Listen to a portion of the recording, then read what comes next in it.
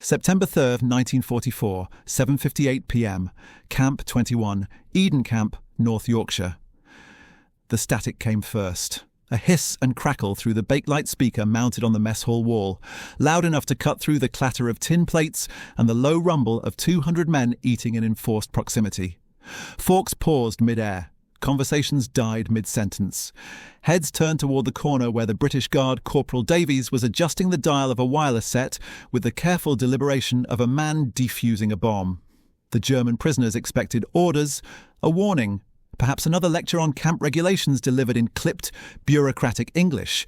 What they heard instead was music, jazz, American jazz. And then, clear as a bell, a woman's voice speaking German. They froze. Every man in the room. 200 faces turned to stone, forks suspended, bread forgotten, eyes locked on a wooden box that had just spoken to them in their mother tongue. Not propaganda, not commands, news. The BBC German service, reporting from London. The silence was absolute. And then, from somewhere near the back, a single word. Impossible! The moment was a detonation, not of violence but of certainty. These men had been told for years that the BBC was a myth, a phantom station broadcasting lies from a Britain that was supposedly starving, bombed into submission on the verge of collapse. And yet here it was, crackling through a speaker in a prisoner of war camp in Yorkshire. Calm and measured and undeniably real. The woman's voice continued, detailing the Allied advance through France, the liberation of Paris, the retreat of Wehrmacht forces toward the Rhine. She spoke without hysteria, without triumphalism, just facts delivered in the clipped, radio-trained cadence of wartime broadcasting. And the men listened. They could not help but listen, because for the first time since their capture, they were hearing something other than silence, or their own fear. Obergefreiter Klaus Hartmann, a signals corporal from Hamburg, sat perfectly still, his soup going cold in front of him. He had been trained to intercept enemy transmissions, to recognize the patterns of Allied communication. He knew radio. He knew frequencies. And he knew with a sick, plunging certainty that what he was hearing was not a recording, not a trick. It was live. It was real. The BBC existed, which meant everything else he had been told about British collapse, about imminent German victory, about the Endsieg that was always just one more offensive away, was a lie. "We sat like schoolboys caught in a prank," he would write years later. Except the prank was our entire war. If this moment already changed how you see the war, subscribe. The next will surprise you even more. Klaus Hartmann had been captured 3 weeks earlier on August 15, 1944, during the collapse of the Falaise Pocket. His unit, a signals company attached to the 7th Army, had been cut off during the Allied encirclement, trapped in a shrinking corridor of Norman farmland with no supplies, no orders, and no hope. For 5 days they had moved west, scavenging food, dodging airstrikes, watching the horizon for the tanks they knew were coming. When the British finally overran their position, Hartmann had been crouched in a ditch with 11 other men, their weapons already discarded, their hands raised before the first soldier even shouted the command. The surrender had been fast, almost businesslike. A British lieutenant, young and exhausted, had waved them out of the ditch, inspected them for weapons, and directed them toward a collection point where hundreds of other German prisoners sat in muddy rows, guarded by a handful of soldiers who looked as tired as they did. There was no brutality, no speeches, just logistics, forms, serial numbers, a mug of tea so sweet it made Hartmann's teeth ache. And then the lorries, rumbling north through the ruined French countryside toward the coast. The journey to England was a study in contrasts.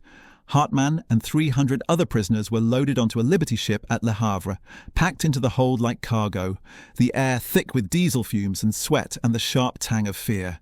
They had been told nothing about their destination, only that they were being transported to a camp. Rumour filled the vacuum. Siberia, Canada, execution camps, labour mines. The men whispered in the dark, their imaginations racing ahead of reality, conjuring horrors to fill the silence. But when the ship docked at Southampton 2 days later, what greeted them was not horror, but order. Red Cross officials with clipboards, British soldiers directing traffic, a field kitchen dispensing stew and bread, plain but plentiful, more food than most of them had seen in weeks. Hartmann ate slowly, disbelieving, waiting for the punchline. It never came. Instead, they were loaded onto trains, passenger trains, not cattle cars, and sent north through the green, impossibly green English countryside, past farms and villages untouched by bombs, past children waving from garden gates, past a world that looked nothing like the apocalyptic wasteland they had been promised. Eden Camp, when they arrived, was a sprawl of Nissen huts surrounded by barbed wire and guard towers, functional and austere but not brutal. The commandant, a lieutenant colonel named Ashford, addressed them in halting German, reading from a prepared text. "You are prisoners of war," he said. "You will be treated in accordance with the Geneva Conventions. You will work. You will be fed. You will not be harmed. Obey the rules, and you will be safe." Hartman did not believe him. Not yet. Belief required evidence. The pivot came 3 days later on that September evening when Corporal Davies wheeled the wireless set into the mess hall and turned it on. The idea had come from Ashford himself, who understood that isolation bred desperation and desperation bred trouble.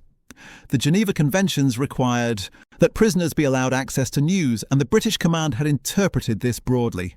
Not just camp bulletins or censored newsletters, but actual radio. The BBC, unfiltered, broadcast into the heart of the camp every evening at 8 o'clock, whether the prisoners wanted to hear it or not. Davies adjusted the dial, found the frequency, and stepped back. The woman's voice filled the room, steady and inexorable. She reported the facts. Allied forces had liberated Brussels. Soviet troops were advancing through the Baltic states. The Luftwaffe had lost 43 aircraft in a single day over Germany. And then, almost as an afterthought, she read a list of names. German soldiers confirmed as prisoners of war in Allied custody, their families notified through the Red Cross. Hartman heard 2 names he recognised, men from his division. Alive. Accounted for. Real. The silence in the mess hall was no longer shock. It was comprehension. Slow, agonising comprehension. If the BBC was real, if the news was accurate, if the names were true, then the war they had been fighting was already lost. Not in some distant future, not after one more miracle offensive, but now, already lost. A man near the front began to cry. Quietly, almost apologetically, his shoulders shaking, his face buried in his hands. No one mocked him. No one looked away. They understood. The grief was not for defeat, it was for realization, for the sudden, unbearable weight of knowing they had been lied to from the beginning. "The radio told us what we already feared," Hartman wrote, "that our war was a theatre and we were the actors who believed the script." Behind the wireless set was a policy forged in pragmatism and principle. The British War Office had determined, through careful observation and no small amount of trial and error, that informed prisoners were more stable than ignorant ones. Men who knew the truth, even a bitter truth, adapted faster than men trapped in the machinery of propaganda. The policy was spelled out in a memorandum dated May 1940, distributed to every camp commandant in the United Kingdom. Access to verifiable news reduces unrest and fosters realism among POWs. Accurate information is a tool of pacification. Security through transparency, stability through truth, humanity as strategy. The wireless broadcasts were carefully monitored, not censored but observed. British intelligence officers listened to how prisoners reacted, what they argued about, which reports they believed and which they dismissed. The radio became a diagnostic tool, revealing fault lines in loyalty, cracks in ideology, the slow erosion of certainty. And in the process, it accomplished something the guards never could. It made the men question not their captors, but themselves. Daily life in Camp 21 settled into a rhythm as predictable as it was strange. The prisoners woke at 6, ate porridge and ersatz coffee, and were assigned to work details: farm labour, forestry, road repair. The work was hard but not cruel, and they were paid nominally in camp scrip they could use to buy cigarettes, soap and writing paper. Letters home were censored but permitted. Parcels from the Red Cross arrived monthly: tins of meat, chocolate, condensed milk, playing cards, paperback books. The monotony was oppressive, but it was also safe. No bombs, no orders to die. Just days that bled into each other, indistinguishable and endlessly long. But every evening at 8, the wireless crackled to life, and the monotony shattered. The men gathered, some sitting close, some standing at the periphery, pretending indifference while listening with every fibre of their being. The BBC German service became the heartbeat of the camp, the one thing that connected them to a world beyond the wire. They heard about the Battle of Arnhem, the advance into the Rhineland, the bombing of Dresden. Each report was a hammer blow, chipping away at the edifice of certainty they had carried into captivity. And slowly, inevitably, the cracks widened. There were 4 men whose reactions Hartmann remembered most clearly, each a different axis of collapse. Feldwebel Ernst Weber, a career soldier from Bavaria, refused to believe. He sat through the broadcasts with his arms crossed, his jaw clenched, muttering about Allied propaganda and Goebbels' inevitable counter-offensive. "Lies," he said after every report. "Lies to break our morale." But his voice grew quieter each week, less certain, until one evening in October, after a report on the fall of Aachen, he stopped muttering altogether. He simply sat, staring at the floor, and when the broadcast ended, he stood and walked out without a word. Hartmann never saw him speak again. Gefreiter Paul Richter, a draftee from Cologne, listened with a kind of desperate hunger, leaning forward, his lips moving as he repeated the names of cities and regiments, cross-referencing them against his own memories of the front. He kept a notebook, scribbling notes in the margins, building a mental map of the war's collapse. "If this is true," he said one night, "then my brother is already dead. If this is true, we've been dying for nothing." He did not say it bitterly. He said it like a man performing a calculation, adding up the cost and finding it unbearable. "I listened because I had to know," Richter wrote later, "even if knowing destroyed me." Unteroffizier Heinrich Müller, a mechanic from the Ruhr, adapted with startling speed. He listened to the broadcasts, nodded along, and within a month had begun learning English from one of the guards. He volunteered for extra work shifts, repaired camp machinery without being asked, and made it clear to anyone who would listen that the war was over and survival was the only rational goal. Some called him a collaborator, others called him a realist. Müller did not care. "They can call me whatever they want," he said. "I'm going home alive." And then there was Lieutenant Karl Brandt, an officer from an old Prussian family who listened in silence and then, 3 weeks into the broadcasts, requested a meeting with Commandant Ashford. What they discussed was never made public, but Brandt emerged from the meeting pale and shaken. That evening, he gathered a group of younger prisoners and told them, in a voice devoid of emotion, "The war is lost. Conduct yourselves with dignity. That is all we have left." Ideology unravelled in stages. First came denial, then anger. Then a kind of numb pragmatism that looked from the outside like acceptance but was really just exhaustion. The men argued endlessly, in the barracks during work details over meals, about what the broadcasts meant, what was real, what they owed to a country that had sent them to die for a lie. Some clung to fragments of faith, insisting that the Führer had a plan, that secret weapons would turn the tide, that the collapse was temporary. Others abandoned belief entirely, cursing the regime, the war, the entire architecture of the Reich. The arguments grew heated, sometimes violent. Fists flew, friendships shattered. The camp divided along invisible fault lines, true believers versus realists, officers versus enlisted men, those who wanted to go home versus those who could not imagine what home even meant anymore. But through it all, the wireless kept broadcasting. Every evening, 8 o'clock. The woman's voice, patient and relentless, reciting the facts. Another city fallen, another army surrounded, another 1,000 men dead. The truth was a siege engine, and it did not stop. One night in November, after a report on the Soviet offensive in Hungary, a prisoner named Johannes stood and shouted at the radio, "Enough! We understand! We lost! Stop telling us!" The room fell silent. Johann stood there, trembling, his face red, his fists clenched. And then, from the back of the room, someone began to clap. Slowly. Others joined. Not applause, something else. Acknowledgement. Release. The sound of men letting go. If you're seeing this war in a new light, subscribe. The next scene will challenge you even more. Christmas 1944 arrived cold and bleak. The camp had no decorations, no tree, no candles. But the British organised a concert, prisoners performing for prisoners, a makeshift stage in the mess hall, a borrowed accordion, voices rough with disuse. They sang carols, folk songs, hymns from a world that no longer existed. The guards stood at the edges listening, and no one spoke of the irony. enemies singing together while the war ground on. Hartmann sat near the back, his hands folded, his mind far away. He thought of his mother in Hamburg, his sister in Berlin, wondered if they were still alive, if the bombs had found them, if they listened to the BBC and knew the truth, or if they still believed. He thought of the moment, 3 months prior, when the wireless had first spoken and the camp had gone silent. That moment felt like a lifetime ago, like a different world. And in a sense, it was. The men in this room were not the same men who had arrived in August. The radio had changed them, not broken them, changed them. After the concert, Corporal Davies approached him. "You speak English, don't you?" he asked.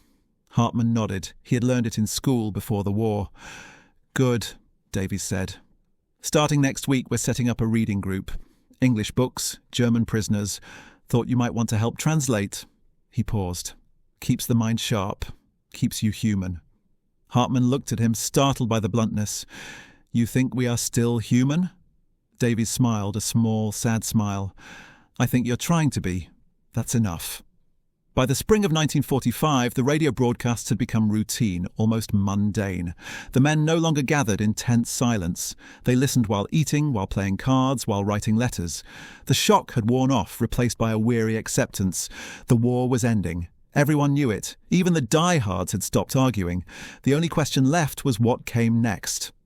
On May 8, 1945, the wireless broadcast the announcement: Germany had surrendered. Unconditional. Total.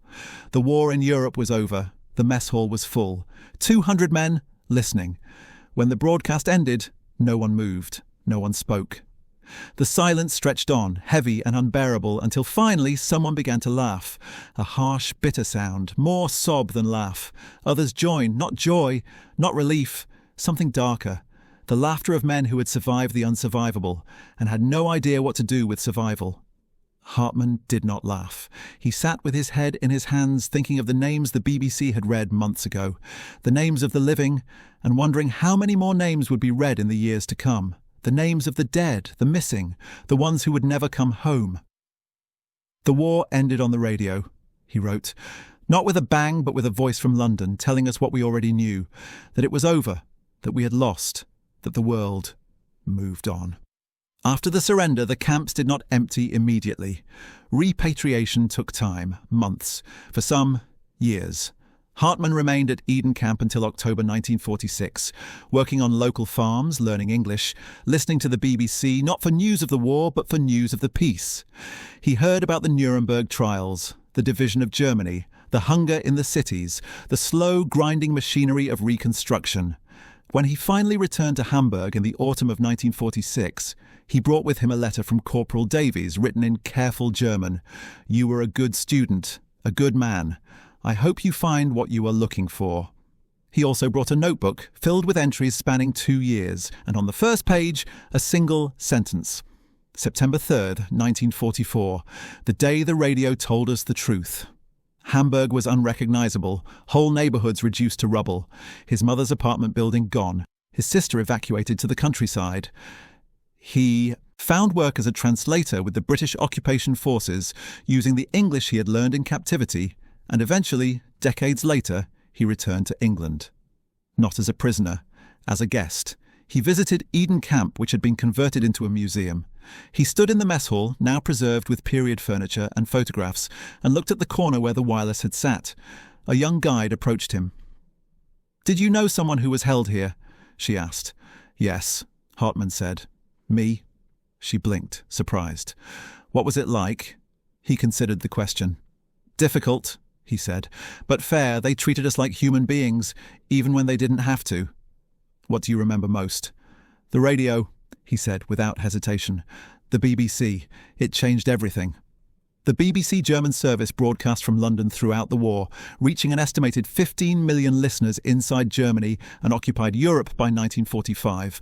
For prisoners of war in British camps, it became a lifeline. Not to victory, but to reality. The broadcasts were factual, measured, and devastatingly effective. They did not need to exaggerate. The truth was enough. After the war, thousands of former German POWs wrote to the BBC, thanking the anonymous announcers for the clarity, the honesty, the refusal to lie. Many said the broadcast had saved them, not from death but from madness, from the unbearable isolation of not knowing. The letters were filed away, mostly forgotten, small monuments to a strange truth. That information, even painful information, was a form of mercy. If you've been moved by this story of truth breaking through silence, subscribe and share it.